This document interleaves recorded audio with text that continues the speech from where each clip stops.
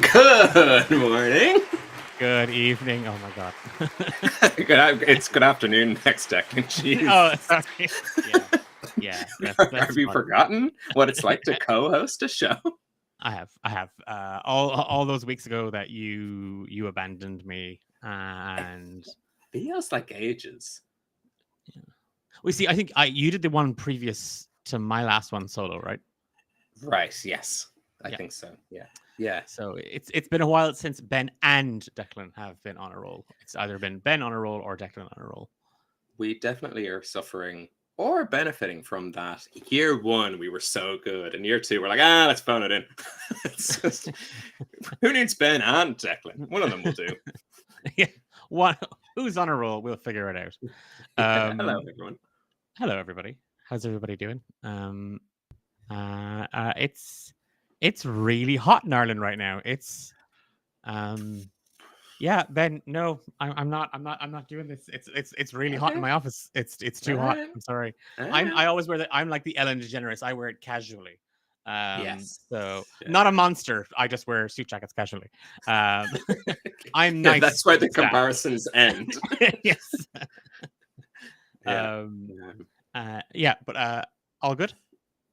Yes, you reminded me, and this used to happen a lot when doing homebrew, the bizarreness of putting my curtain down on a sunny day, hearing kids like playing in the park nearby, but it being nighttime and me being like, this feels wrong.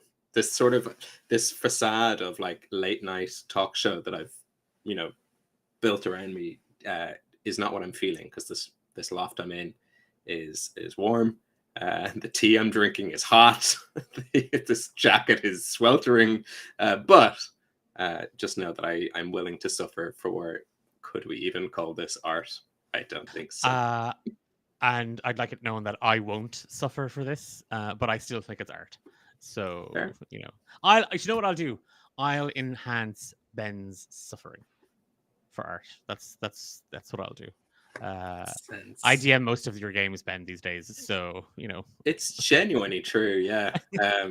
In so much so that I noticed my play style change to adapt. Yeah. I'm like, I don't know if my shenanigans go down well at this table. Let me not be the arrogant cocky. I'm going to try to do these 17 different backflips and super cool sword moves and make up some things that don't exist in the rules. So I'm better behaved, that's for sure.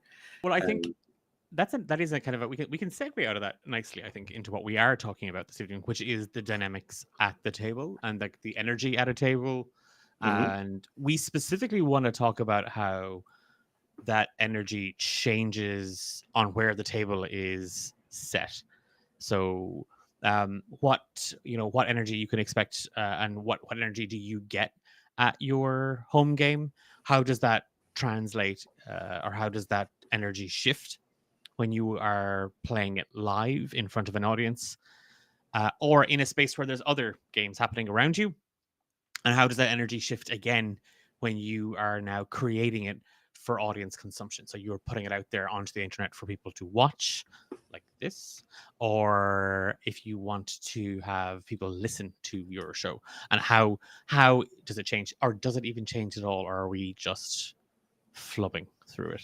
So yeah, I'll go on record and say there are only 5 official places you can play a TTRPG. 1, in your house. 2, in a studio being recorded for an actual play. 3, live on the internet. 4, at a convention. And 5, in a castle. They're the only places you're allowed to play TTRPGs. And rather excitingly, we have waiting in the wings and behind the scenes a very special guest who knows more than I do, more than you do, about what it's like to play tabletop role-playing games in a real-life castle. So I think without further ado, let's kind of tease that interview. And it's not a Ben and Declan on a roll first, but it's definitely an unusual thing. It's a live interview. We're not cut into any sort of pre-recorded stuff. Our special guest is here in the studio with us. and that's very exciting. Yeah, so all the stuff that they say is just right out there for everybody to just dissect. There's no editing here. There's no holes barred. I think that was the direction you were going in, Ben, right? Yeah. We cut out so much awful. Any guest we've had before, God, the hours of terrible opinions. Stitching it together. We're cut actually around. voiceover. We're never getting an interview after this.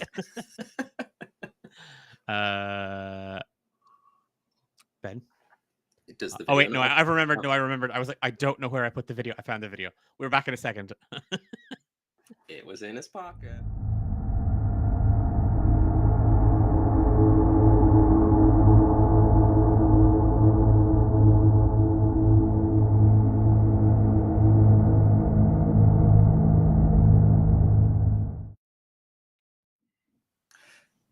Hi, Keith. Welcome to Ben and Declan on a Roll.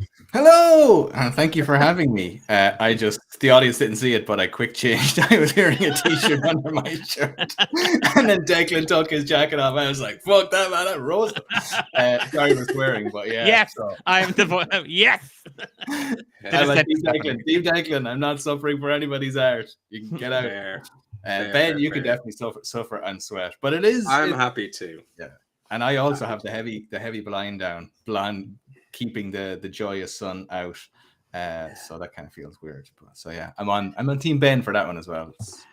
Doesn't it? Like it feels like I don't know. I've very vivid memories of when I was a kid, like a young child, being told to go to bed at like 7 or 8, and hearing like games of tip the can happening inside. I'm like, but I shouldn't be here. I know there's people out there. And this is to clarify as well for people in other countries, because my wife is from California and she came to Ireland and she is like, what is with the sun here during the summer? Because the sun doesn't set here in the summer until 10 or 11 o'clock at night. Yes. So you have children that are young and are going to bed at a normal time, 7 or 8 o'clock for young kids. I guess I don't have kids. But I do remember that exact thing. It's like, it's the middle of the day and I'm in bed trying to sleep. Yeah, so, there you go. An awful experience. Some might say that's why we were raised into the bitter curmudgeons we are as a nation of people, or the fun-loving, disarmingly charming nation of people. It depends on how sunny it is outside. Yes. Well, we were always encouraged to get lost. Like that was literally like it was I think, do not come home until it's dark. Like here's the sandwich, here's the bottle of like sugar. We'll see you in 8 to 10 hours. And that was it. And that was the summer. Cut to one of our parents' homes, and it's like I just don't know, love. I keep leaving all the clues for the changelings to take them. I think we're stuck with this one. I don't know. It's just not even the good folk want them. God, someone rid me of these children. Jokes on my parents. Stick with me forever. We are not here to reminisce about our childhood, although it is something that connects us, and it's a little bit of a theme that connects what we're going to be talking about today. We were all children. We were once. You mightn't know it, but once upon a time, we were all young. We weren't all spawned in vats. Speak for yourself, Ben. I came out fully formed.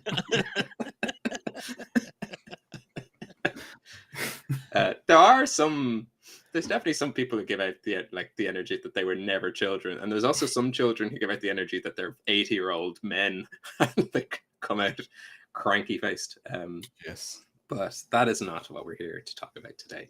We brought Keith on the show because Keith, you are the creator, mastermind, the main spearhead behind DnD Eire, and for anyone who doesn't know what that is, and it's funny because we live in a kind of an online content creation event space. And this sometimes happens with me in Homebrew. When people are like, what is Homebrew or who is Homebrew? Because sometimes when there's only a small team behind it, the question is as much who as what. But for anyone watching along who is unaware of what DnD Eire is or who they are, could you care to explain? I could, and I will. But first, I would just like to compliment both of you on your commitment to drink out of those mugs and still show the branding forward. I've been watching you for the last half hour. It's incredible. You might notice it's these mugs. It's one of my favorite mugs. You nope. That mug was a gift. You're not allowed to say anything about it. No.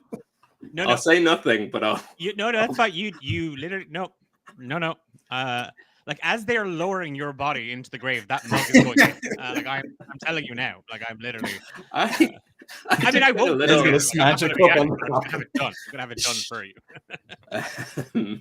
I got a little bit like not teary-eyed, it wasn't that much, but because it's been so long since I've been doing the show, it was in the back of the cupboard, and I was just like pushing behind. I was like, "There you are, old friend, get him out of here!" The other bugs are like, "This weirdo." Yes. Anyway, I do apologize. I will stop derailing the conversation. No, please do. So DnD Eire, yes. People may not know who we are. That is largely to do with my incompetence and inconsistency with being online and social media. I don't like it. I'm not especially good at it. And I am obviously not overly keen to learn. So I think we have our Instagram page, which we're relatively consistent with, only when we have an event coming up. Unless we're doing one of our castle games, you won't hear from us. But it's myself and my good friend Liam, and we both work in the events industry. I got into D&D a few years ago now. I was probably running up on about 10 years, I'd say, and wanted to do D&D events. One thing led to another. I live in Tullamore in the Midlands. There is a beautiful castle here called Charleville Castle, and we know the people who own the castle. And I wasn't running Curse of Strahd. It was I had some friends. I was my regular D&D crew, and I wanted to do a Halloween game. I discovered you could run Curse of Strahd as a one-shot. So I got in touch with the people from the castle, and I said, would you mind if I came out some evening, and brought some friends? So we booked the room, gave them a few quid towards it, because it's, even though they live there, it's still a functioning kind of a venue and space and stuff. And yeah, it was great. And we had a great time. And I said, I think other people would like to do this. So I did it again. And through the amazing Irish TTRPG scene, which was kind of just burgeoning back then, or I was only getting to know people in it, found some people and got really lucky. And some DMs came along, some players came along. And we did it again and again and again. And yeah, we're here. It's like 2 or 3 years later, maybe. And we're still there. So yeah, we get into the castle, and I get some great DMs, and we run some D&D games for some people who come down. I think you're being one. You said possibly the most Irish thing I've ever heard in my life, which is like, there's a beautiful castle, and of course we know the people who live in the castle. So we went to the people who live in the castle, and we asked them, could we use your castle? But you're doing it a disservice to say you just get DMs and run events there, because I, having been lucky enough to be one of those DMs before, as was Declan, and with the hope to be able to do it again, although neither of us can make it this weekend, we see the amount of work you put in behind the scenes. Not only making sure that everyone is comfortable and can play a game, but those games are often intertwined. So it's not just a isolated table that you play at when you attend. It's all connected to one story.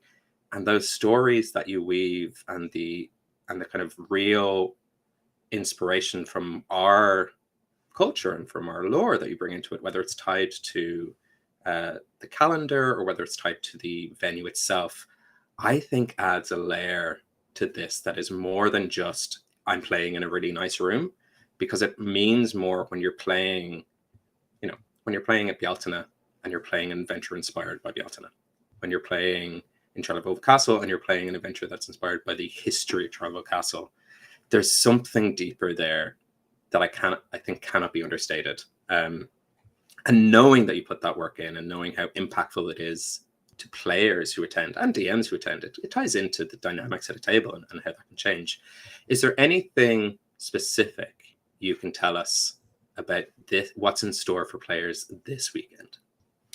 Yes, there is. And yes, thank you very much for your kind words. It is something that's really, really important to me and to Liam as well, that we create a good experience for people. As I said, we both work in the events industry and work at festivals and concerts and stuff like that.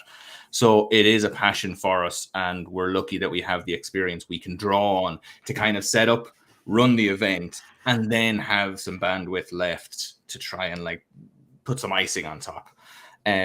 It's the great curse of the kind of forever DM as the organizer. I have, apart from that very, very first private game that I ran, I have never played. little thumbs up for you. I have never played or DM'd at the castle because I'm organizing and running the game for people, so I don't get to do it. But my own little bit of creativity that I like to pour into it is, as you say, to do with the planning, the story of it. Both myself and Liam are big fans of Irish mythology, folklore, history, that kind of a thing. And that I think we both think ties really well into D&D in general. D&D is a very storytelling focused medium. Irish history is very, very storytelling focused culture, or our culture is. So it lends itself to us to it. And I like to, if I don't get to run a game or play a game, I like to at least come up with the ideas for it. So as you say, we tie it. Originally, it was tied into Celtic calendar. Every game was set on one of the days from the Celtic calendar. I think they still are. We're starting to take the lore away from setting the game on it. Like, so we used to have it on Bridget's Day, on Samhain, as you said, in Bealtaine. This one is on Bealtaine, but we are now kind of coming up with other ideas, and this one is based on the history of the castle itself. So I said we delve into the history of the castle. So people come to the castle, and anyone that's listening at home, or maybe someday gets to come and join us, it's the castle does a lot of the heavy lifting. You guys have been there, and as you drive in and the castle kind of appears out of the forest, it's a relatively modern castle, but it's designed to look like a kind of a toy soldier castle. It's all crenellations and towers and stuff, and it looks fantastic. And you go in the big doors at the front, and it's actually is something out of a movie. If you watch multiple movies, I think that Disney movie A Knight's Christmas, it's in that. It's the Green Knight. Large parts of it was filmed there. Go onto the website for Charleville Castle, and they'll have a list of all the movies and TV shows and stuff like that are filmed there. So for this one, we wanted to delve into the history of the castle itself. So I've gone into the history and taken chunks out of the history of the castle that has have happened over the years, and then tried to weave that together into a story for the DMs to tell for the players. Now, the one thing that's different this time is that traditionally, and like most games, you would sit down, as you guys have both experienced, where the players come in and you meet up with your players. We join our players and our DMs together on private channels on Discord, so they can like get their characters together. Everyone gets to know each other before they arrive on the day, which I think lends to a bit more experience on the day, because you're not meeting people for the first time. You're kind of hitting the ground running with your fellow players and your DM. But traditionally, they would sit down and have one long game with that specific DM. And as you said, the last game we had, people could move from table to table and trade items.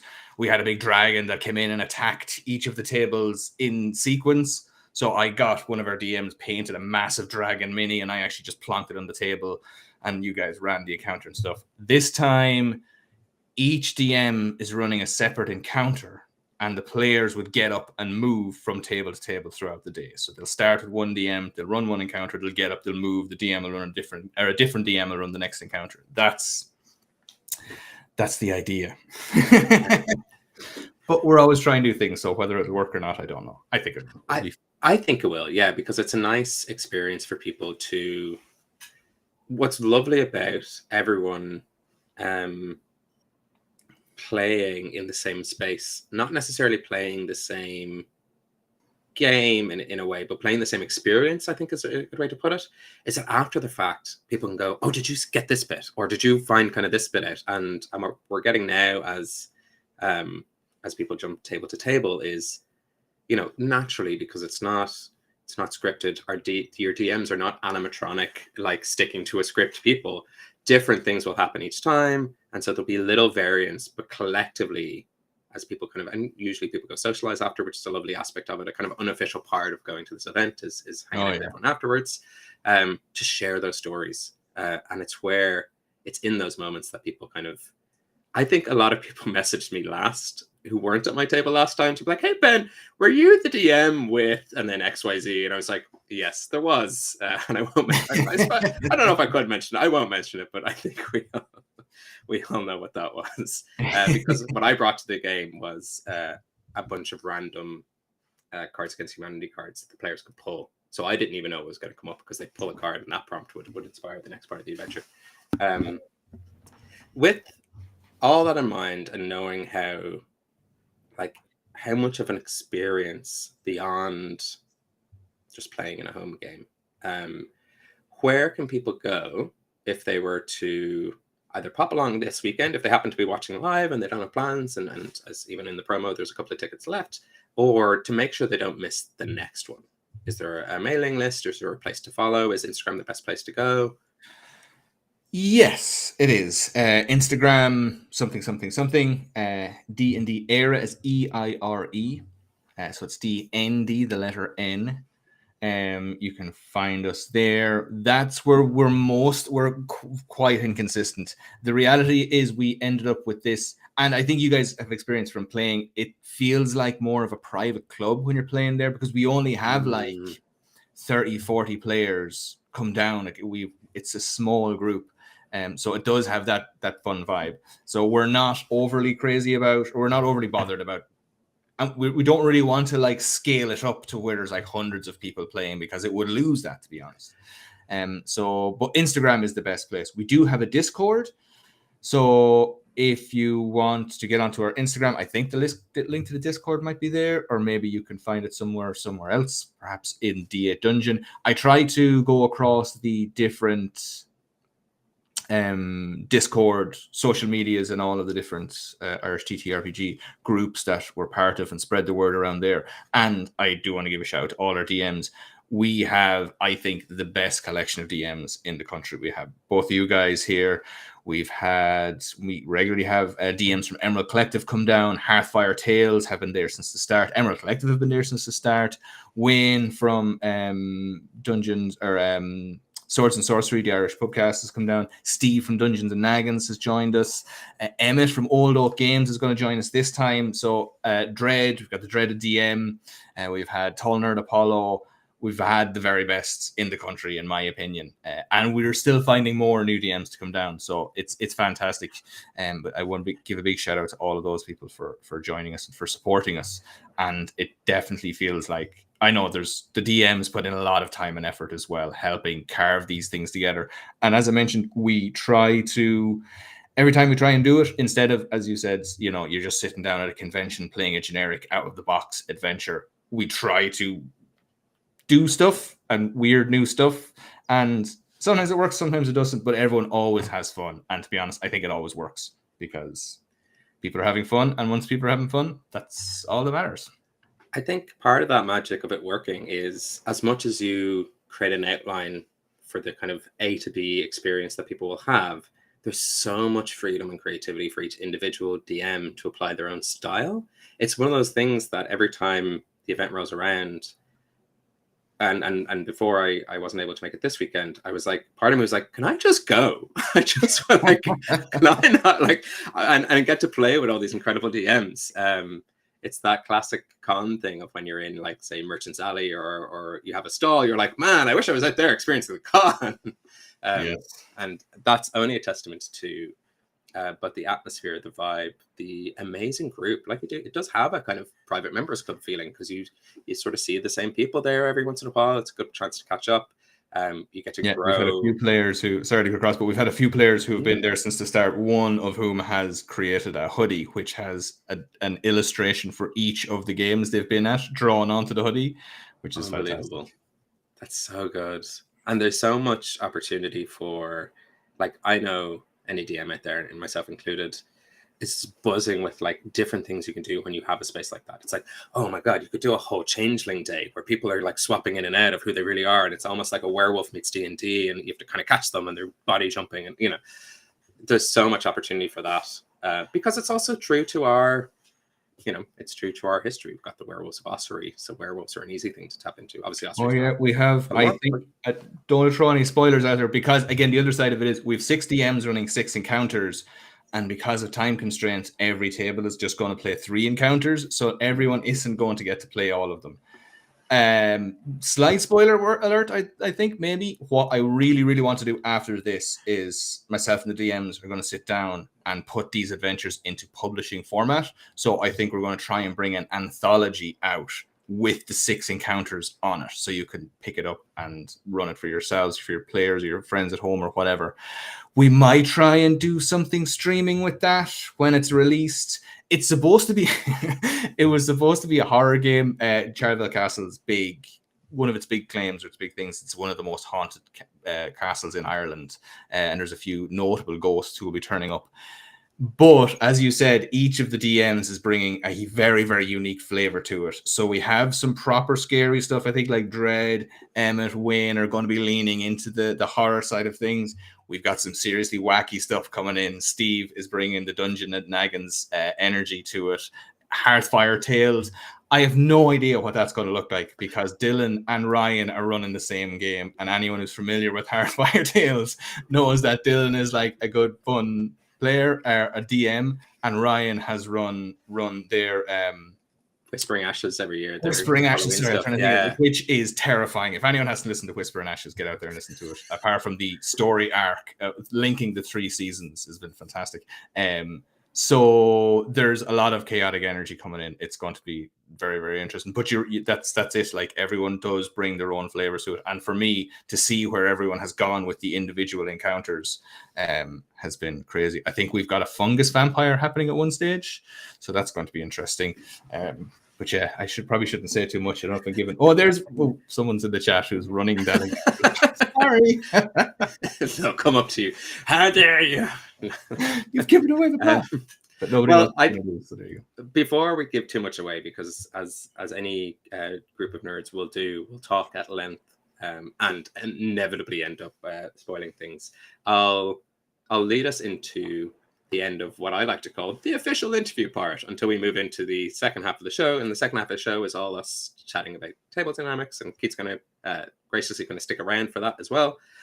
But you mentioned that you don't get to DM when you're running DnD Eire, and that you are obviously a DM and a player. So for people who want to either listen or watch you in campaigns, where could they find you? Is there anything recently? I know with No Silver Linings, that's where that's the last thing I've listened to with you in it, if that makes sense.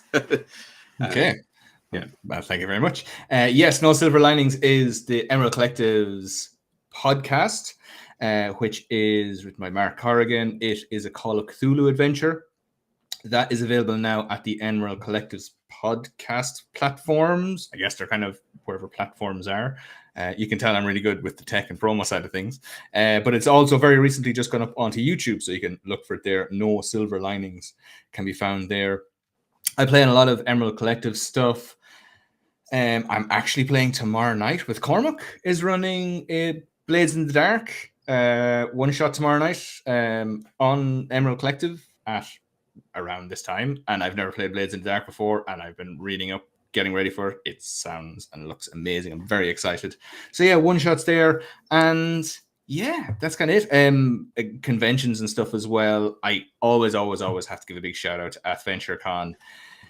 It's not until February. Hey, there you go. It's not until February, but if you are looking for a convention that feels like a private club, get thyself to AdventureCon. It's a lovely, cute, little, tiny convention over in sneaky, not Athenry. It's in Loughrea, actually, but it's for the Athenry Adventurers Club, a fundraiser. They run it every February. I think the rooms are definitely available at the moment because I have mine booked already. And it's the end of February. I can't tell the dates, but it's fantastic. Pretty much everybody from the Irish TTRPG scene goes down there, and we hang out and have the crack. So definitely come to that and say hello. But yeah, I think that's for finding me. Yes, that's where I am. Yeah, and I think they're wonderful places to find you. You'll also usually find myself and Declan at AdventureCon. And I need to get booking because we have a little side chat from DMs at AdventureCon. And I often forget. I'm one of those people in group chats who forgets who else is in the group chat, and I'll just be my weird self in there, and I'll post something and then be like, oh my God, peers that I respect in the industry are here. What am I doing? And that happens whether it's in the AdventureCon DM group, whether it's in the T8 group, whether it's just some random stag or hen group. It will always be like, oh God, someone's parents are here. What am I doing? But I know from that chat that people have already started booking the rooms, and the accommodation will fill up fast. And it's a great, like, there's plenty of spaces to stay nearby, but there's something kind of nice about staying in the venue itself, because you can kind of roll out of bed and start playing a game straight away. That's wonderful. So, Declan, unless you have any questions, you took all my questions. Yeah, that's what I get for suffering. Sorry, Declan. You could talk too if you want. No, I'm okay. I'm happy to sit and listen. I will just say, having had the chance to go last year and DM at it for the first time and to see the castle and stuff like that, I will echo Ben in like not letting you sort of diminish the effort that goes into the event, and two, in particular, Keith, just how well and how supportive you are in kind of before, during, and even after the event is being over. It's like I said, there are a couple of tickets left. If you are watching this and you are sort of at a loss for plans this weekend, you're not anymore. You should try and get one of those tickets, and you should try and get yourself to Charleville Castle. It is phenomenal. Like I have convinced my husband, who does not play in D&D, to come up the next time, to bring his camera and just take photographs, and then he can just go elsewhere and do other stuff, just so I can participate. I won't do Bennett. I will DM. I like DMing. I prefer DMing. We'll distract him for a few hours. Yeah. You can distract him for a couple of hours. He can take photographs for you. He's and I'll but no, it's like I had such a blast last time, and I like, as the DM, I even had a bit of anxiety, because as much as you know your table, you know what everyone wants to play and stuff like that, I'm like, oh god, are they gonna like the way that I DM? Are they gonna like my kind of approach to it? And there is just such a wonderful atmosphere. Like, I think by the time you came around to drop that dragon on us, we were like, oh yeah, that's what we're here doing. We spent 2 hours chasing after a greasy flying pig. Like that was like, I was like, oh yeah, shit. There's a cult or something as well. Okay, there's a big dragon. Let's go get him. There's a story here. What? Nah, we're gonna catch that greasy pig. Yeah, and they did. They did, yes, and then they ate one of the other ones. Sure. But yeah, no, it was. I will just again. It's a fantastic event. So much work goes into it, and even like Ben and I aren't able to attend this one, but we're still in the kind of the Discord, and we can see the kind of behind the scenes and just the level that is going into it. So hats off to you for. I mean, wrangling DMs is like wrangling cats. So I know I kind of know your pain in both ways, because I wrangle cats and I wrangle DMs as well. So no, massive credit to you. Thank you. I'm sorry to all the people who are at home who can't see the way your video is framed. Of course. Your cat is cut out of the shot. I can see it. It's a slightly wider framed shot here, and I can see the said cat that has been the victim of some Declan wrangling is enjoying itself greatly on the couch. That is one of 6, Keith. That is one of 6. So all of the cat fun. Very, very, very happy. But you're very generous. Thank you, very kind. Thank you so much. But no, it is absolutely a labor of love. I love doing it, and it's such a buzz being there on the day and people come down. If you are thinking about coming down, if you are coming down, dress up. I don't know if I've told the DMs yet, but anyone that dresses up gets inspiration. So yeah, we do have some fun with that. I think Juliana in the chat was saying if anybody is cosplaying as characters from the Ghost series, that would be amazing. So yeah, that would be awesome. We at the top of the show, we had said that we are kind of one of the focuses alongside the interview that Ben and I wanted to hone in on for this, and that we've emotionally blackmailed Keith into staying to hang out with us and talk to us about as well, is kind of the dynamics, and we kind of want to talk about the energy at the table, and how does that energy change as you kind of move through it. Like if you go from kind of a home game to streamed game or an in-person live show, or like this like that, where it's a group of players and groups of DMs all around different tables. So really the discussion is kind of around the energy, and our prompt for this evening, because again, a lot of people kind of go, well, it's the DM's job to kind of keep the energy, and like, no, it's not, it's everybody's job. But I guess what we want to ask chat this evening, and the prompt has just gone into the chat, is what can kill the energy at a table for you? Now, Ben said at the top of the show that there's only 5 ways that you... Yeah, Ben said... I was like, what words are you about to put in my mouth? Nothing, because I don't do that. But Ben said at the top of the show that there were 5 ways, that you can play a game. But I actually think there's 6. So, and I agree with the first 5, but the 6th one is in your head. And because I think everybody around that table is playing the game in their own heads as well. So you are seeing it differently, and your energy, depending on, am I in this? Am I not in this? Is this my turn? Is it not my turn? Am I confident enough? But I think, I personally believe, regardless of where you're playing it, I do, having played live, having played online, having played for pre-recorded stuff, having performed it, and then having run home games for over 20 years, like, the energy is incredibly different depending on what you are or who you are DMing for. Because I think if you're DMing for you and your mates at home, and I think just before we went on stream, we were talking about, having a couple of drinks as you play. I still don't know how, Ben, you did that. You do that with Homebrew. Yeah. Do you want to? Can you talk to us about that? Because I'm. Yeah, I suppose so. The question being, how do I? There's an intervention, man. People are pour out of the room behind you. Yeah, I think the evidence is in a lot of the Homebrew campaign, in that one, they're short. They're short, like they're 2 hours, 2.5 hours. They're the length of like a drinking session in a way. Whereas I was thinking in my head of the 6 different ways that you can play D&D, and I was almost drawing like a quadrant. It's like, with people you know, with people you don't know, public, private. And I think private with people you know can have actually quite a lovely low energy. Or like the energy can flux as the group needs. There's something like, I rarely play it these days, because a lot of the times I'm playing, it's being recorded for entertainment or content. But like that home game where you can kind of wander in and out, you can go get pizza, you can get a snack, you can come back, and like, there's no expectation to be on at the table all the time. It's kind of nice. Not in a kind of, there's a danger to that, because there's 2 energies there. One, which is like, yeah, we're just hanging around, we're just having a good time.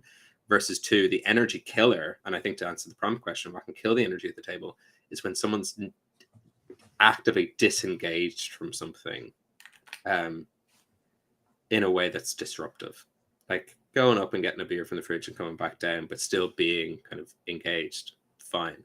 Scrolling on your phone, fidgeting, ignoring. When it comes to your turn, it's like, what's happening? Not so cool. Because you've all decided, whether you're, strangers or friends, to share time together. So I think, roundabout way of answering the question, I was able to have a couple of drinks in DM online. 1, we made it a conceit of the show. 2, everyone else was doing it too, and we all had each other's back. And at any point in time, any of us could go, wait, like, part of the humor and part of the entertainment of the show, I think, was us being slightly inebriated, so that when,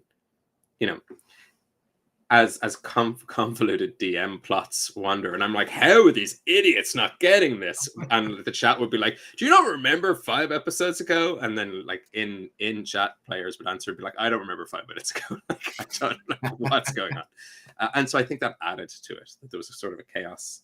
So no one was expecting it to be polished, because from the moment we started, we let people know that this is, I think my intro was always, hey, welcome to Homebrew, the show where we avoid the crushing dullness of everyday life using our 2 favorite forms of escapism, alcohol and Dungeons and Dragons. And alcohol came first in that list. So it's like, it's very clear that it's like you're about to watch people get drunk and play D&D. In the same way that if you've ever seen Drunk Shakespeare or Drunk Murder Mystery or Drunk whatever, part of the joy is these people are slowly losing their minds over the course of the next 1 to 3 hours. So that's how I did it. I guess is the answer. I just did. And it didn't always work. That's the thing. Didn't always work. But I think that's a good lesson, because it was my first time DMing anything. Whether I was drinking or not, it wasn't always going to work. And to give yourself to be kind enough to... what's a really nice way to put this? You know your friend who DMs for you all the time, and when they do a bad job, you show them the grace and kindness and love to forgive them for having an off day? Hey, if you're a DM, show that same kindness to yourself. That's what your friends are doing. Yeah. So you do deserve it. With that and a little chat of like how energy can change. And actually, sorry, anything that affects your chemical balance in your brain. Speaking about energy and dynamics at the table, that's not even like session to session. That's hour to hour. Like, there'll be games where, especially when I was living in Canada, where people would slowly, imbibe, I suppose, or do other recreational ways to enjoy themselves, and would just space out. And you'd be like, well, and I think that's game today, people. Now let's watch a movie and eat some food. So just being aware of that, I think, is good. And it's, as much as you were saying, Declan, that it's not on the DM to wrangle those cats. I think the DM's in the best position to call it if the energy is shifting in a bad way. Which leads me to, I'm going to take this hot potato and toss it over to Keith with a question, which is, as someone who wrangles and brings in DMs to run something at an event, and an event that's like tied to a place and part of an experience, do you have any advice for anyone who does move from a home game into DMing for strangers or at conventions or at events? There's probably lots of little bits and pieces, and like any of these things, we could sit here and spend a long time pulling things apart, and I'd love to do that. You might not have guessed, but I like talking. I like talking about events and D&D, so we could be here in 3 hours. But I think leading or moving off of what you said there, which I think is really important, and I think expectation, I think, is the key word there. On any level, if you're playing D&D or whatever, or trying to have fun with friends in general, I think if you can set expectations clearly and kind of not bookend, but frame what's happening for yourself and or for the players, whether that's at home, whether it's at a public game or private, like your different areas there. If people understand, like as I said, take the example, our D&D games in the castle, I try and treat them as a kind of a souped up home game, and it's very much, as I said, a kind of a not a private thing in that like people aren't allowed in, but like we're all friends, everyone knows each other, there's that casual, the expectation is we're all going to get into a room and have fun. We're going to do our best to put together some sort of a fun experience. It'll be a little bit something different. It could be rough and ready. Things might work out, they might not work out. But once you communicate that, and once you kind of broadcast that to everyone in the room, everyone knows, there's no DM sitting there going, oh my God, the narrative has to be flawless. It's like, no, it doesn't have to be flawless. There could be potholes. You could, plot holes you could drive a truck through. It doesn't matter. People are here to have fun. But if the players turn up and they have, spent a ton of money getting there, or they've bought really expensive tickets, or they've done this, that, and the other, or the DMs turn up and you've told them this is going to be a critical role level of experience, or if you try and oversell it or anything like that, it's about expectation management and bringing. It doesn't, if you tell people you're just going to come roll some dice and have some fun, they're still going to have as much fun, but it depends on what they think they're getting. Like that, if you're playing at a convention or something, if you sit down with players and have a chat with them and kind of make it friendly and break the ice with a few jokes, then people are onto that wavelength. Whereas if you sit down and dramatically open up with this thing and, like start off this beautiful, flawless narrative, that's great if you intend to keep that going for the whole thing. But if you start off like that and then next thing it all falls apart, it's like, oh, well, the expectation didn't match what was delivered. So I think that's really important, no matter where or when you go with any of these things. Yeah, I couldn't agree more. It's wholeheartedly agree. I can actually give an example from at VentureCon. One of the games I was nervous about is that I was running a new system, a system I'd never played before or heard of before. And I only got it the day before. So people at VentureCon would have seen me in a chair speed reading to be like, how do we play this game? And thankfully, some players who do go to DnD Eire, to the Castle event, and some of the folks from Emerald Collective are at the table. And I sort of had to, as the day began, go, truth be told, I don't know how to run this. And you get 3 to 4 hours to play a game. No offense will be taken if you head to another table now. And if you want to play a game that's planned, go to that. If you want to play test something and help me figure this out, stay here. And everyone stayed. And I think we had I don't think I delivered a great DM experience, but I think as a group collectively with a shared responsibility, we delivered a great time of just like understanding how this game worked. And by the end of it, we kind of sped run through the end. We were like, okay, so let's open bucket. If I was being deceitful, I'd do this and we do this, and that's how this game would work out. And this is how these mechanics come in. And all of us left thinking, yeah, I would play this again, I think, now that I know how to play it, which is as much as anyone was set up to expect and therefore delivered on. But I still, to this day, harbor a load of guilt that people paid tickets to something and I didn't deliver anything aside from me being like, so I got this 24 hours ago, who's in? Which is always good. So yeah, it was enjoyable for me and for everyone, but I don't think I think I had to set expectations. Yeah, and I think managing and setting expectations really important, and you can bring it at 9 levels. Like you saying, people are just going to we're just going to have a few beers. And I remember playing again a D&D game. I was working at a festival. I was at an electric picnic last year, and I said I'd run a game for whoever was interested. I had 10 players that wanted to play, and I was like, oh my god! And nothing I could do could dissuade them for having all 10 people at the table. Oh well, Billy wants to be here, and Mary insists, blah blah. So I was like, right. And I was getting really upset because I was like, I'm trying to like manage, there's too many people. It won't be a fun time. And And then I was like, you know what? We're going to get takeaway. We're going to get a few beers. People are going to roll some dice. And that's it. We're just here for fun. And I think we got 1 round of combat in the space of 3 hours because no one knew how to play. There was 10 people at the table, but everyone had a great time. And I had a great time because I knew this is just going to be 1 round of combat. They're just here, So again, that readjusting of my expectations as to what was going to happen was key for me to enjoy myself. Whereas I could have been, it wouldn't be like me to be grumpy, but I could have been grumpy all day about it. I'm being kind of like begrudging, like this would have been fun if you guys played by the rules. But it turned out to be a great time. So, I guess, are there if we're kind of saying setting expectations for the game, where it's set, like home, online, live, performance, whatever it might be, are there sort of set expectations, do you think, for each of those games, or is that sort of like are there sort of like, this is okay, this is generally okay in a home game, but you can't do this if you're streaming, or you can't do that if it's live, or you can't do it if it's a performance? Are there do you think there's kind of clear rules then? Because if we're talking about a table's energy, I think there's some expectations I think are very set. I would say set in stone. Like the second you introduce a third party or a third player, that player being the audience that are listening, watching, attending, paying, in some cases, I think the expectations shift quite dramatically then, because you're not just, as the DM, you're not just working with 4 people, you and 4 people, or you and 10 people, it's you and that party.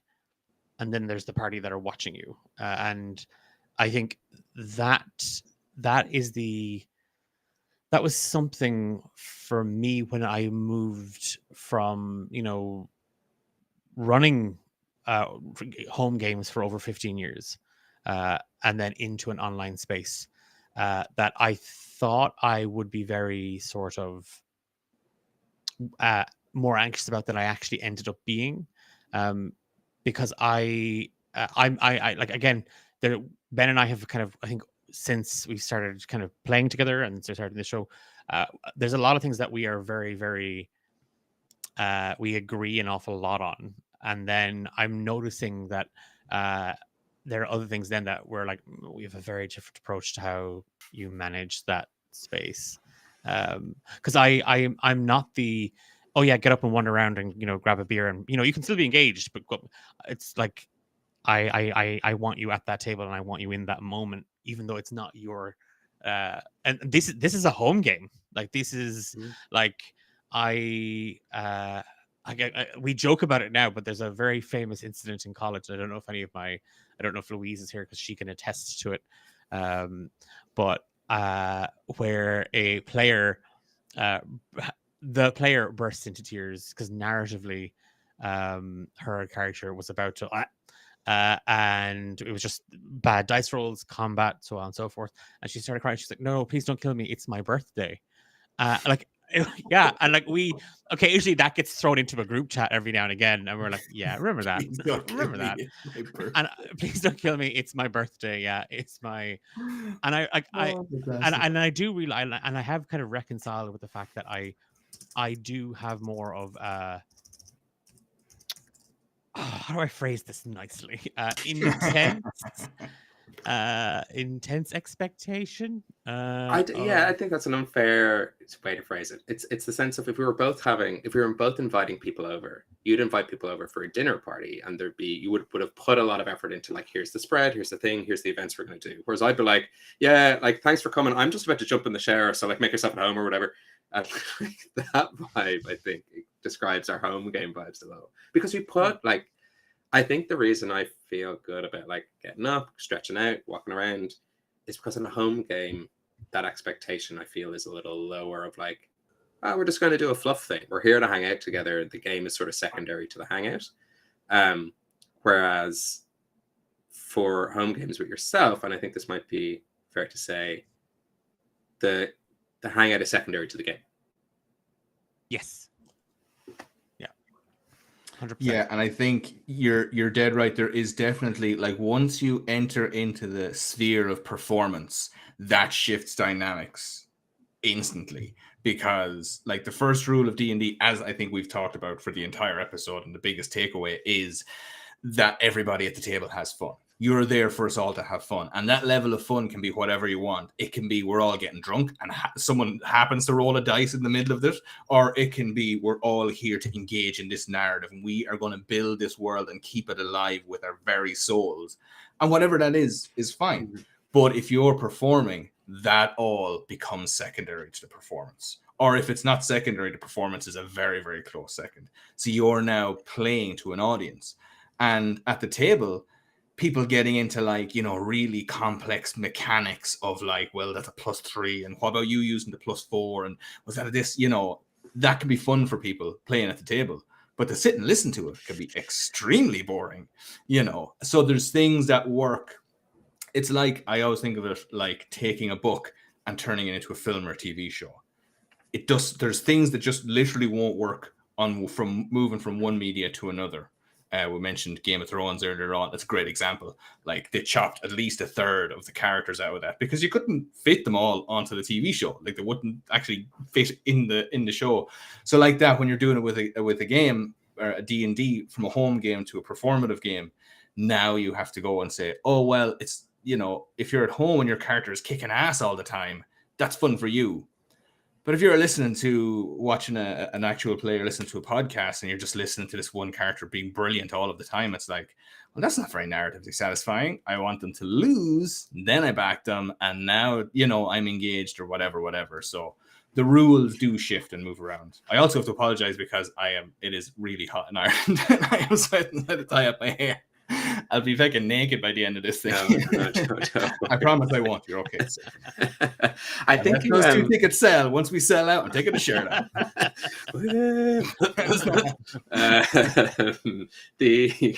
As Julie and Jacko's promise, the element of performance, the thing I was going to say is that when you talk about moving from a home game to a performative game, one with an audience, I think your tip about condensing and crunching and taking out some of the more rules, let's consult the book, let's take some time, I think that applies to cons and events as well.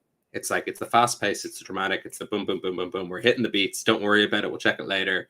For sure. And if someone goes to a convention or an event and goes, I use my kick-ass sword of +7 kick-assery, yeah, you could take your time out as a DM and go, well, hold your horses. Let's put the brakes on this. Where did you get this from? What? And it's why like Adventurers League exists, so that you can control for this a little bit. But usually if you're at my table, I'm like, yeah, whatever. Like if that's how you get your kicks in the next 3 hours, it's no big deal to me. Personally, I feel like it's a shallow victory. But whatever makes you happy. But exactly. We used to have 2 rules in Homebrew. We still do, and I think it's the same 2 rules that I apply to anything. Is like rule number 1, we're here to have fun, and if it's streamed or live, rule number 2, there is an audience, so address them, talk to them, interact with them. That's not to say you need to be perfect or like polished, and that's not to say you can't kind of take your time with it's a game that includes a lot of mathematics. Sure, if you need to take your time to go, okay, that's +2, or if you make mistakes or whatever, fine. One thing, you asked a question at the very beginning, Declan, and I jotted it down, which was, are there any kind of strict rules of what's acceptable somewhere but not somewhere else? And there's one I think we're all guilty of bringing into an actual play space that we would be happy to do in a home game, and I've never seen anyone do it really in an actual play as much as I think it's fine to do, which is, sorry, can I roll that back? Can I like rewind a little bit and take that again? And in a home game, you can kind of go, okay, I know I said I'd do that in my turn, but actually I have a better idea. And I think because of that performative pressure, we don't do it live. I think it's fine to do. If you're like, I don't feel good about that, can I just do that again? I think that's something that performative games could benefit from. And I don't think an audience, unlike sort of watching someone crunch numbers and go, okay, so if we go 50 feet here and you do this and you take your turn, unlike tactician play, I think audiences would be like, yeah, that just makes you feel more human and more real. And I realize I'm watching an actual play versus like, say, a dramatic production of something that uses rules. I don't know if there's... You can find little bits of that in like... now I'm trying to think, it was like Not Another D&D podcast or was it The Adventure Zone, or people who are kind of like experienced performers that start playing D&D. Then you'll get them kind of going, oh, they're part of the entertainment is them fluffing around or playing around with the rules, little bits of that. But I think it's something that there was a lot of when the likes of, Critical Role was really big, and obviously Dimension 20 now, Brennan Lee Mulligan and stuff. And there has been a bit of pushback on that side because people watch Critical Role and then get into D&D and then have this expectation that D&D comes with this flawless, beautiful story arc and these amazing voice actors, and all this. And that's where the expectation levels are getting set. And people sit down at the table and then either feel this is disappointing because there's plot holes or the story's a bit bumps in the road or it's not this beautiful little thing. And B, I have never been a voice actor in my life, and now I'm trying to put on like a really bad Cockney accent, and it's really embarrassing. And now I feel I can't play in D&D. So I think that kind of if you can help, I always when playing with players at anything, always reassure them that there's 2 types of role playing. There's performative role playing, but there's descriptive role playing. So you can just describe what your character does, and that's legit. That's as much fun. For me, it's nearly more fun because I get really anxious doing voices and stuff as well. So if that's getting in the way of me, if I'm trying to do a character, I'm like, I don't have a voice for this person. And now I feel like I'm not enjoying myself. The fun has gone out the window now because I feel silly and embarrassed. It's like, no, just push that to one side. So I think that could be another element as well, is that kind of embracing that it's not a Hollywood production. It's just you and your buddies doing what they're doing. Yeah, I agree. And there's 2. I think there's a smaller version of the Critical Role effect, or even the Baldur's Gate effect, which isn't an expectation for you to be an incredible voice actor, but that the sentence, but that's not how it worked in this thing. So like someone, if there's home rules in a publicly published game, they're like, but I'm allowed to drink a potion as a bonus action.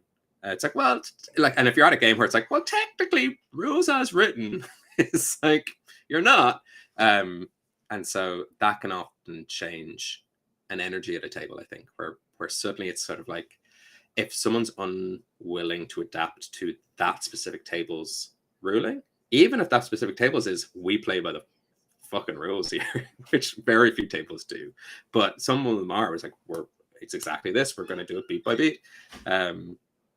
So I think that's a good sense of expectation and how to shift expectations as a player, because we're kind of talking from a DM perspective at the moment, but it's important to shift your expectations as a player as well, which is if you go in and you do this big bombastic acting voice and everyone else goes, well, my character walks over here and says this, it's like, maybe you need to match the table's energy instead of hoping, or if it's fine and it balances and doesn't feel out of place, keep going, play as you want. But there might be times where you just need to shift into a different play style.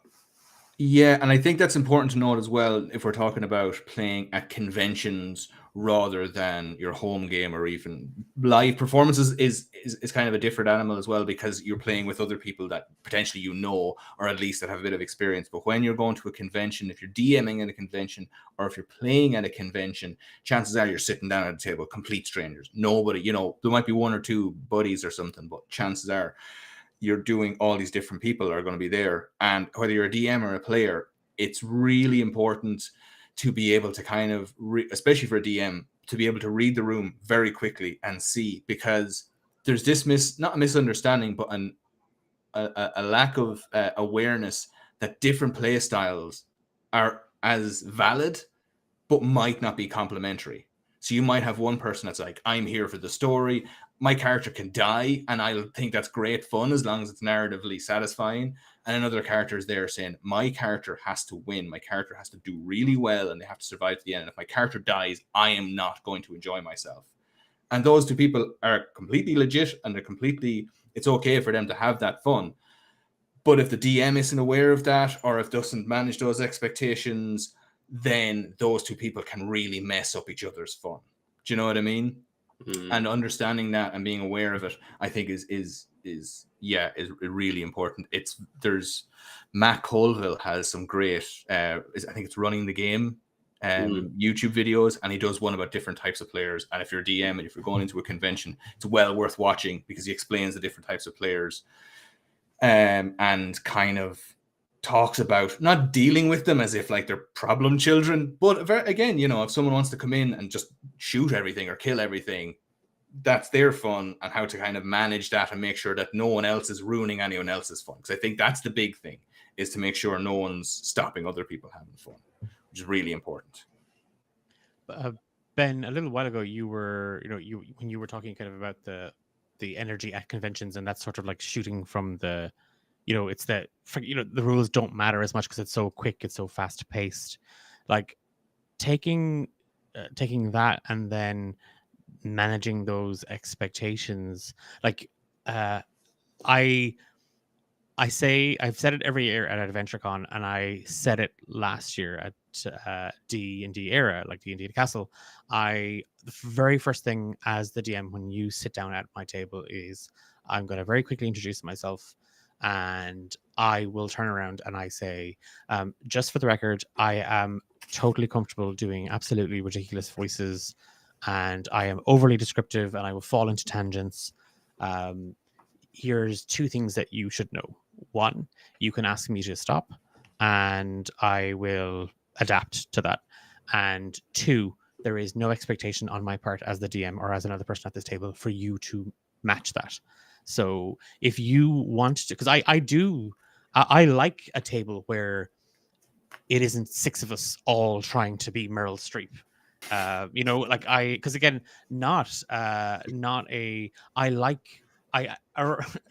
Amber takes the piss out of me an awful lot in Romancing Dungeons. She goes, Declan said at the very start that we didn't have to do voices, and straight away he came out with Roz, and I was like, oh yeah, I did.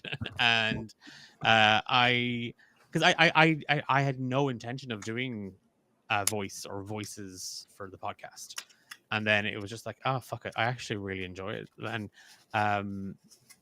Ben said it one time. I was watching Homebrew. I'm pretty sure Ben said it.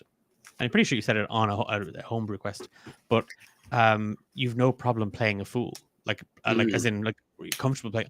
And oh my fucking god, yeah, actually that's just what I have to start doing. I have to just enjoy that, and finding I've over the years I've kind of, when we talk about the energy at a table, something I've always struggled with, and it goes back to Ben's point of like, this is the dinner party, and this is just, there might be some lukewarm beer, in that cupboard over there. I chill my beers outside. Okay. That was too far. How dare you, sir? Yeah, how dare I come for the lukewarm beer? But something that I often do is, because this is why I was saying I think you play. There's 6 ways of playing. You play it in your head. As that DM, I have run that session in my head 4 or 5 times before you have sat down to play. So the tone, the mood, the ambience, the emotion, all of these things are already in my brain. And as a DM, and it's really weird. I don't know what it is. And I don't know. This is something that I think for the 3 of us having experience in all these areas, I'd love your thoughts on this. But if I go to a convention, I can do it no problem. I can switch off. I do not know what it is. If there's 5 people all around me, and I didn't make it to AdventureCon this year, but last year I had a mom and a dad who've never played any TTRPG ever, like ever. They were there. They were from the States, and their son was mad into TTRPGs, and they came over specifically for AdventureCon so that he could participate. And they had visited Ireland the summer previous, and they had met Drew, and Drew had told them all about it, and then they came over, and then Drew was like, oh yeah, you should just sit at Declan's table, and like, you'll have a lot of fun there. And I started with that sort of we've new people, we have seasoned people, we've people of all kind of levels of experience or no experience at the table. And I was running a lasers and feelings game, and it was lasers and felines. And I had the way I'd written the story. I had a certain sort of, like, I wanted to go for sort of a Don Bluth-esque childhood sort of nostalgia feeling. They all wanted Tom and Jerry, and I swapped to that sort of like antics very, very quickly. But my brain, when it comes to particularly Romancing the Dungeon and that pre-recorded side of things, I struggle so much to switch off that part, where it's like, to lean into the session. And like I've left the table, like, and it's very evident that I'm kind of not in the best of places. And it's not that I'm mad or angry at anybody that was sitting there. I'm usually mad at myself because everybody else seems to have had an absolute blast. I haven't. And I don't know, like, is that psychoanalyze me, fix me, counsel my brain? What do you think? Any fix me? How do I fix my brain? Well, first of all, this all goes back to that one time in your childhood, Wayne. Oh yeah. No, but I think when I was swapped by changelings. They did take you. That's a hot take. They gave you back. Pre-stream chats. That's really interesting. I wonder, has it to do with a kind of a sense of ownership over the creative element of it, and a sense of, like, if it's your thing, like if it's D8 Dungeon or something, where it's like, well, this is my creative vision, and a kind of like directorial, a sense of responsibility as well. Whereas I suppose when you're at something like a convention, you're not on home turf, if that kind of makes sense, maybe emotionally or creatively. That, I don't know, maybe that's part of where you're kind of like, you're a little bit okay kind of saying, I'm doing this for somebody else. Like when I'm doing stuff and I've said I'm going to do it and I'm doing it because I want to do it, I feel a lot more responsibility. Whereas if someone came along and said, Keith, someone has dropped out. Would you mind stepping in? I'll step in and I'll be like, all day, I have no problems with this. I don't care what goes wrong because I didn't make this happen. Whereas if I set it up, then I feel like, oh, this is my thing. This is my ego making this happen. Whereas if you were like, yeah, come along and do our thing. It's like, oh yeah, I'm helping out some friends. Therefore, I feel that personally for me takes a lot of weight off if I feel like I'm doing someone, you know, especially at VentureCon, because we all go along to support. It's a fundraiser for the Athenry Adventurers Club, and we all go along and we DM and we do it as a kind of to help them raise funds. So you're not forcing yourself into the situation, you're going along as a support. Whereas like with D&D in a castle, I presume with D8 Dungeon and stuff, it's like, this is my thing. I've created. I want it to happen. This is my album. This is my band. Therefore, does that make sense? Or maybe, I don't know if I'm got a little crack in there. It really was. There was a little bit, I was like, oh God. And then the only thing is I'm a middle child. So everything I do for the validation of other people. So I mean, I'm about, like, we're heading into the end of the academic year, and we're going to go through 2 separate sets of reviewing.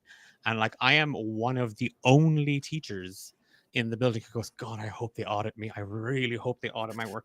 Please have an auditor come down and look at my work. I like to be told I did a good job.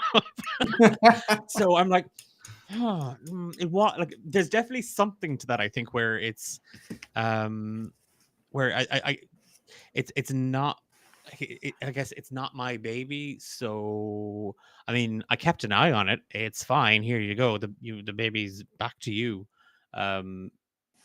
Maybe I should pick a different analogy than a baby. But nah, stick with the baby. Stick with baby.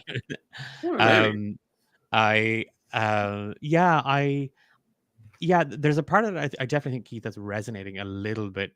But I also, it's strange, and I've no problem kind of saying it to you, is that like I do feel an intense pressure when asked or when I volunteer to like I absolutely loved I loved getting to DM at D&D Castle.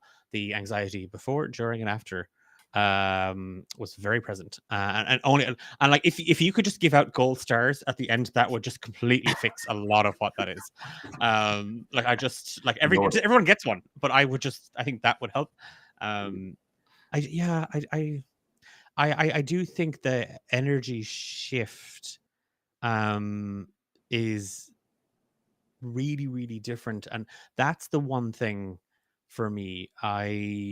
When I moved from home games to creating for an audience, I do think there's definitely way more pressure. And Ben, I don't know if you agree. No, I couldn't give a shit about these guys. I'm never cared about anything in his life. What are you talking about? So desperately needed everyone's approval. Because I've had conversations with you, like, where we're like, because Romancing the Dungeon is coming to an end, like this campaign is coming to an end. Oh God, there's more. Oh, don't worry, there's more. I'm not like, the world will continue to suffer. I will be putting podcasts out there. I will continue to make Ben suffer, as I promised at the start of the show. I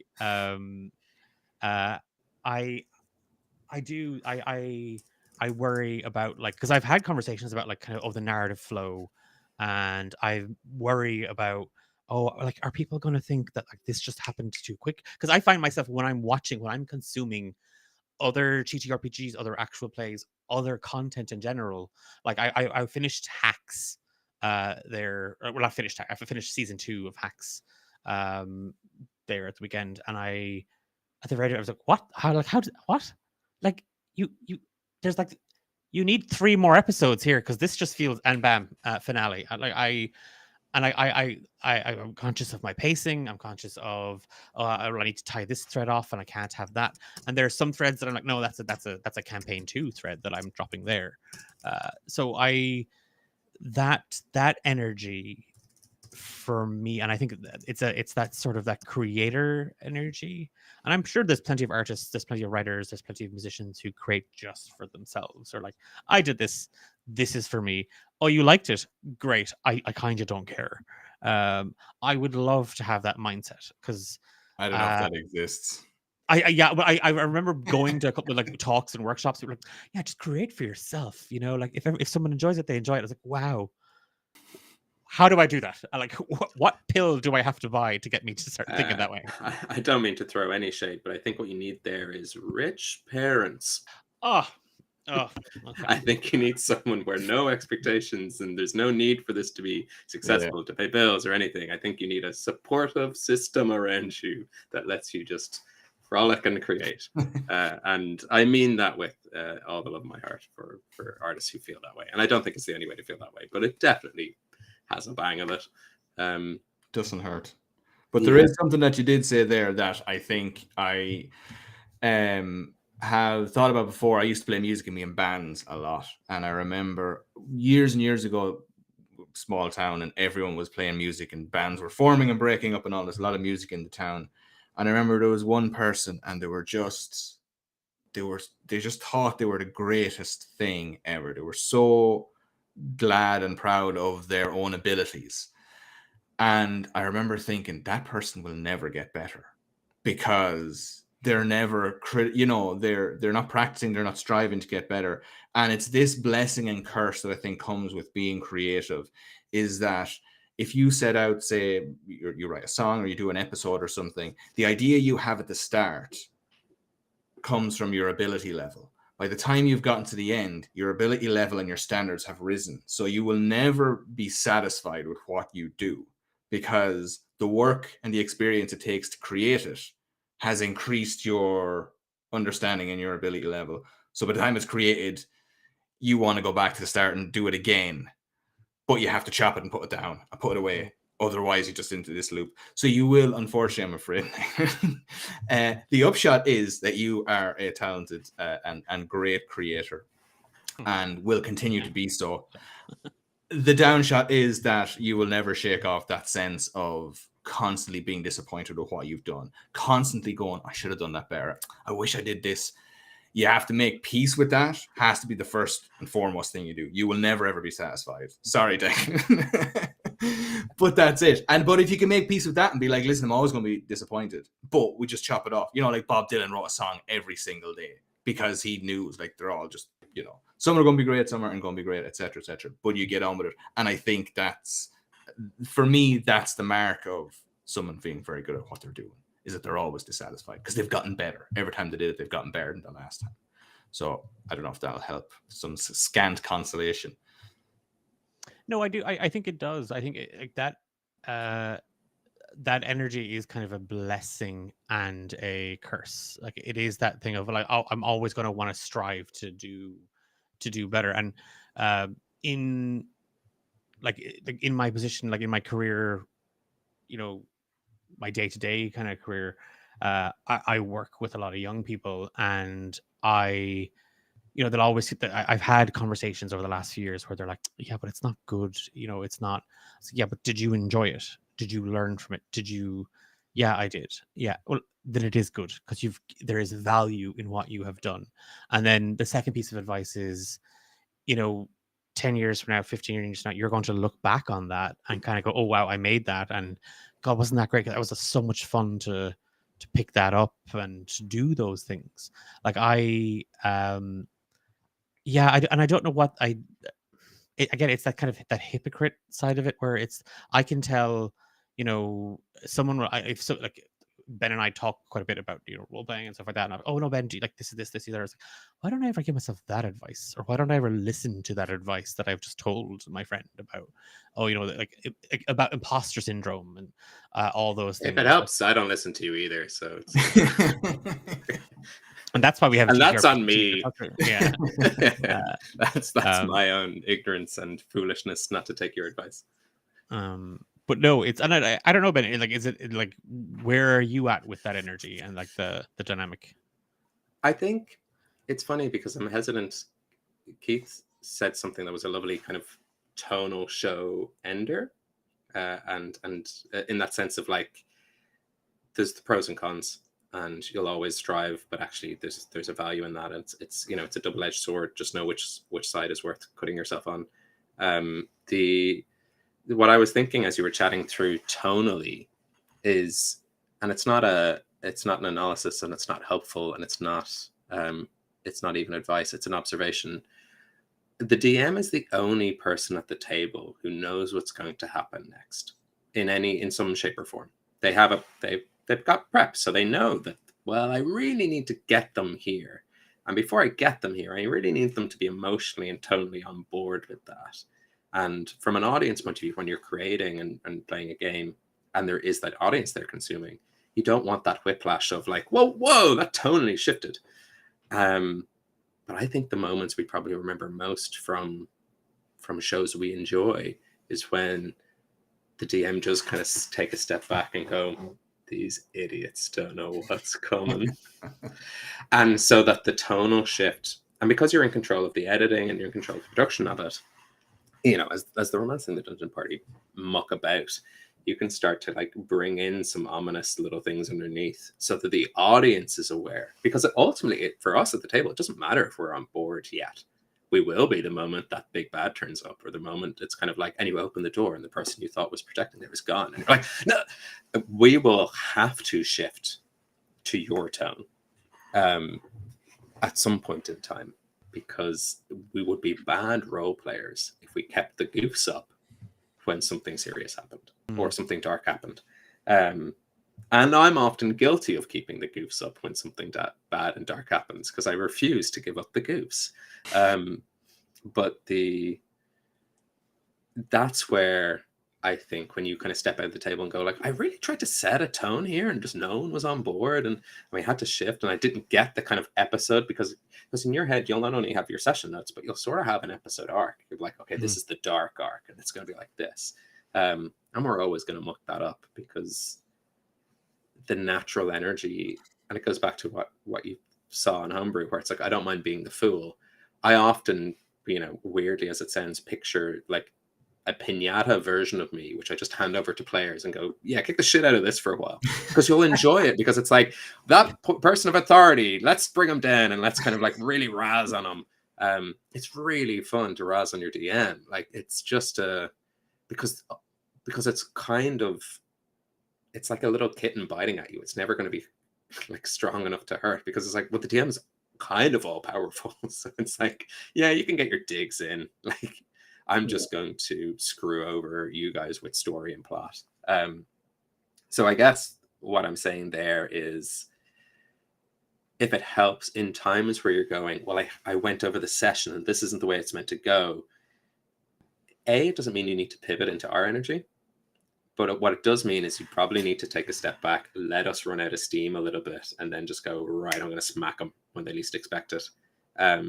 And I know you have this ability, because my partner also has this ability. Every teacher, every lecturer in this world has the ability, which I call the lecturer's silence, which is where you just sort of go, and just wait. And you just sort of make eye contact one by one with the troublemakers until everyone hushes. And then you go, if we're good to continue. And that is teachers are incredible at settling and setting a tone. And a teacher voice is a powerful thing. Once or twice in my life, my partner has used it on me, and I've been like, it's like preacher level of like, I'm like, oh, okay, right, I better get myself in line, because it is. And I think that's where, when you need to wrestle back energy or bring it in, that's the power of a DM. And weirdly, even though this is a very odd thing, I don't think I've ever done it, and I don't think but I might.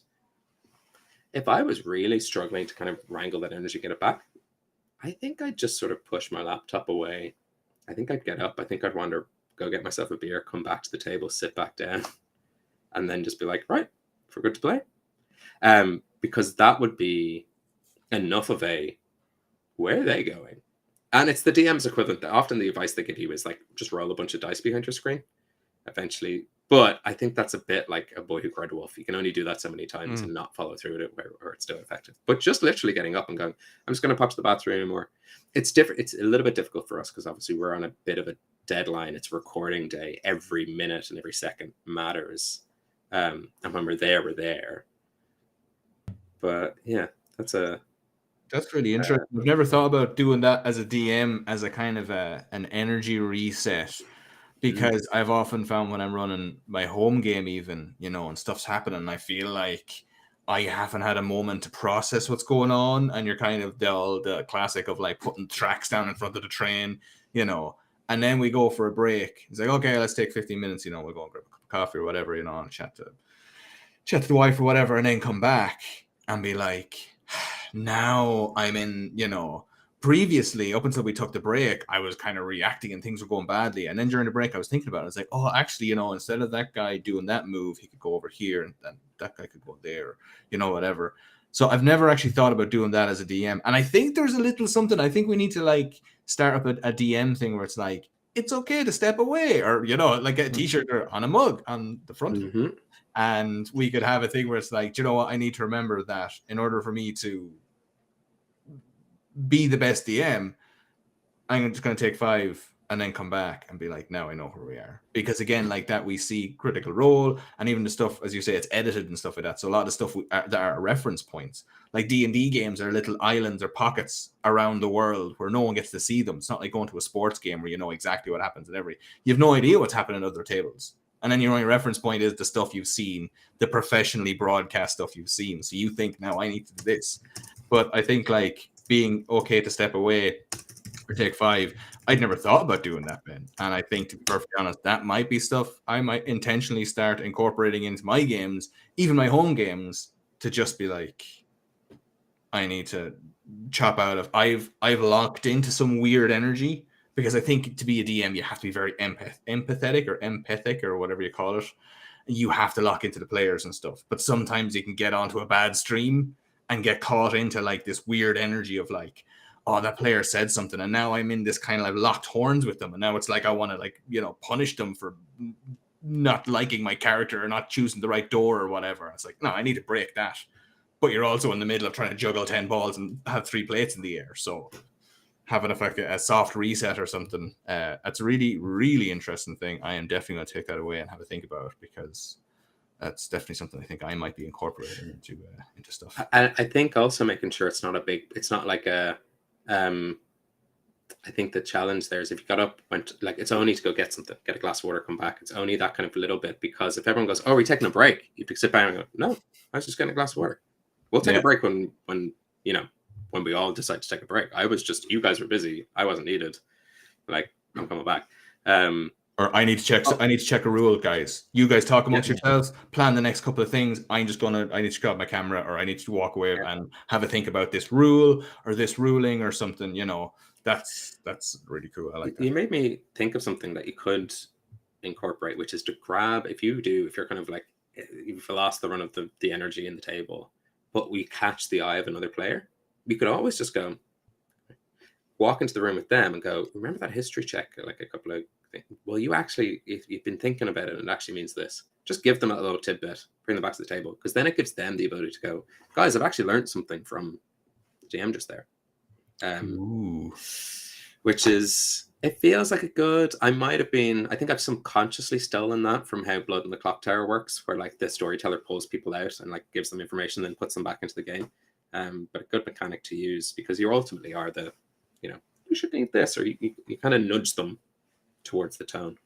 If there's any good mechanics and tips and stuff to take off other TTRPGs, I think that's always fantastic. I'm seeing more and more of that pop up in my world and in the world of some of the DMs and the games and stuff I follow, and that's a whole world. I just said to Ben before we started filming here, I've always been into D&D, and I've only recently started exploring other TTRPGs.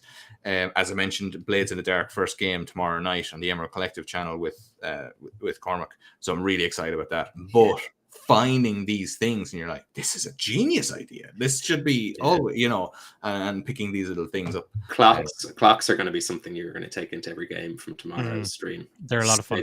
I've heard, I've seen or heard of them a couple of times, but I've never seen them in action, so I still don't fully understand how they work, so that's going to be interesting and exciting. They're great. They're good mechanic that are like, that can be applied to any system. I think that's one of the strengths of them. You can just bring them into anything. Like I've used them twice now for D&D, and they're like they translate so well into it.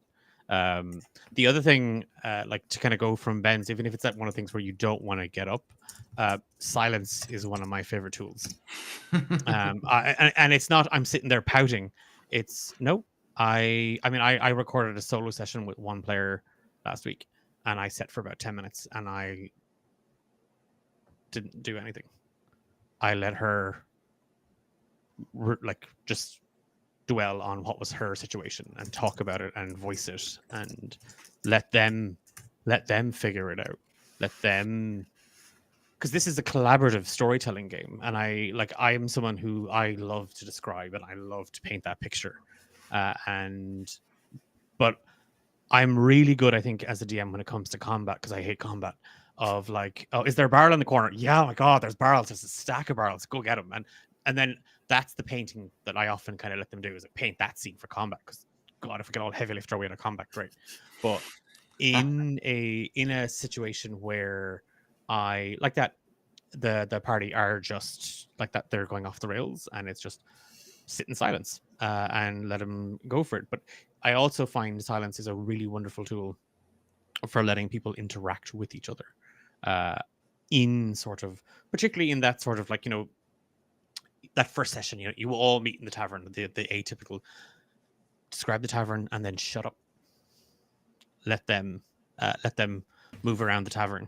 Let them, and it do like it, regardless of whether you are the performative role player or the descriptive role player, there is something for you to pull from this. My character goes over and stokes the fire, and like, you know what, just give me a roll. Let's like, did you accidentally, like, did the log roll out and now there's smoke in the tavern and the barmaid is giving out to you, and we can strike that, we can get that going. It's silence is such a, like, it is one of my favorite tools as a DM, particularly for role play, where everyone is more into role play side of stuff. Not so great when you want to run combat and everyone's like, well, I'm not going to say anything first. But to create that space where players are given way more agency. And sometimes you have to sit there and go, this is the stupidest plan you possibly could come. And I do that an awful lot, particularly, actually, mostly with just the Romancing the Dungeon crew. It's like, yeah, okay. And that's where clocks are great, because you're like, that's definitely a tick in the wrong clock. I'm going to fill that one in. It is. I don't know what you're talking about. My plans are incredible, and there's no such thing as a stupid plan in TTRPGs, because the dice will decide whether it's stupid or not. That's where it's like, dumb plan, natural 20. How are you going to get myself out of this dumb plan? So this is where, shout back to Dylan's comment earlier on with, like, editing is so important. The absolute chunks, because we don't, like, we cut it. There's very little rule discussion at the table for Romancing the Dungeon. We don't. We're a drama first. I've never said we're an actual play, because we're not. We cut out all the rules. We play for 9 hours, but you're only getting 90 minutes sections. So we don't give you the 9 hours. We chop all that up into little episodes, and we cut out massive chunks, and we cut out scenes, and we cut out things that don't really flow with the narrative. And we have done. We have done there since the start. He just has to We have done retakes. So sometimes not because it's anyone's. Sometimes it's because we've lost whole fucking episodes.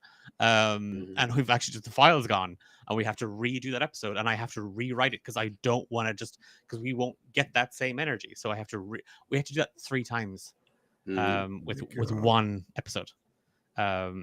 So we'd played it. We had to re-record it for a couple of reasons. We played it again, and the audio wasn't great. There was too much.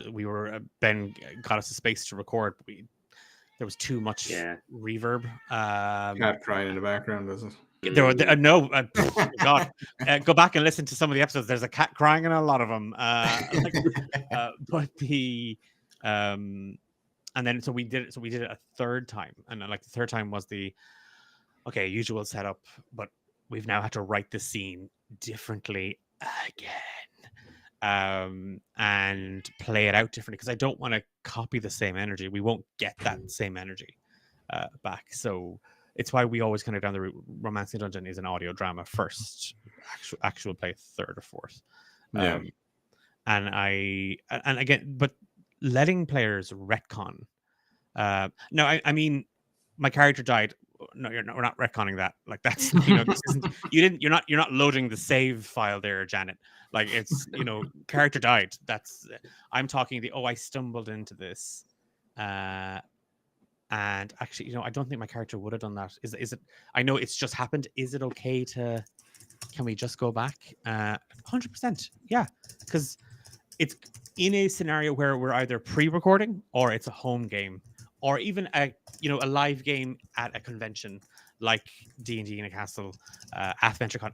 100%. Be comfortable allowing that to happen. But I think where you're live, there is that sense of like when it did take you, we spent like 15 minutes on that. We're gonna so I think where you are streaming or you're creating content in a live environment and people are watching on Twitch, YouTube, whatever it might be, I think there's a different pressure, there's a different dynamic, and I guess it comes full circle to kind of what you started with, Keith, which was just that laying out those expectations that for the DM, for the players, and in that live environment for the audience. Hey, this is we started a new show on Monday. We started a Monsters of the Week campaign. I have never DM'd it before. I've read it. I've seen it. Never DM'd it. And I started with, I haven't got a clue of the rules. I mean, I've read the rule book. I'm probably going to go off script and I'm probably going to go off book. And if I do something wrong, well, as long as the players around the table are all like, actually, yeah, that's fair. We all agree to that. We're going to keep going, whether it's in the rule book or not. So laying out those expectations, I think, are such a fundamental part at, like, if we're talking about the table's energy, well, then set that as one of your primary discussions in that session zero. Hey, look, these are my expectations as the DM. What are your expectations as a player? And want to make sure that we all fit, because we talk about safety tools and we talk about TTRPG consent and checklists. I do like tone and approach to it. Like I know full well that your players who like crunchy gaming, who are into like, actually I take this element and I take this element and I've turned my sorcerer into this like full on nuclear cannon. I'm like, I don't know how you did that. I think that's correct. Okay. Is that, and I have that brain in my head where like, is that fun? Is that and obviously it is, because they get so much enjoyment out of it. I'm like, okay, like okay. You win. Whatever makes you happy. Yeah, exactly. Yeah. And if that's set out at the very, very start, what does it matter then? Yeah. Ben, I think you were trying to get me to shut up 15 minutes ago. No, never. No. I was just thinking of a phrase like, that's the face Ben makes when he's lying. He doesn't make direct eye contact. He looks up like that. No, I rarely make direct eye contact. I'm not even making eye contact with you now. I'm tricking the audience by looking into my camera, which is a machine. I was just the phrase, is that fun? Just, it was a nice caption to put on like a thumbnail. I was thinking of the thumbnail of this episode being like, is that fun? Which is a great way to sum up, I think, the episode. You know what is fun? D&D Eire and D&D in a castle. There we go. Yes, yeah, absolutely. Excellent. Beautiful.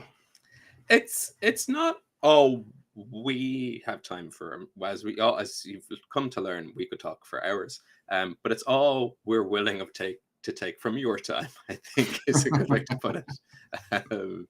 Which brings us to the end of this episode. Are we jumping raiding? Is that where you're? Yeah. I'll raid. Yeah. You vamp. I'll raid. Oh, vamp. Blah.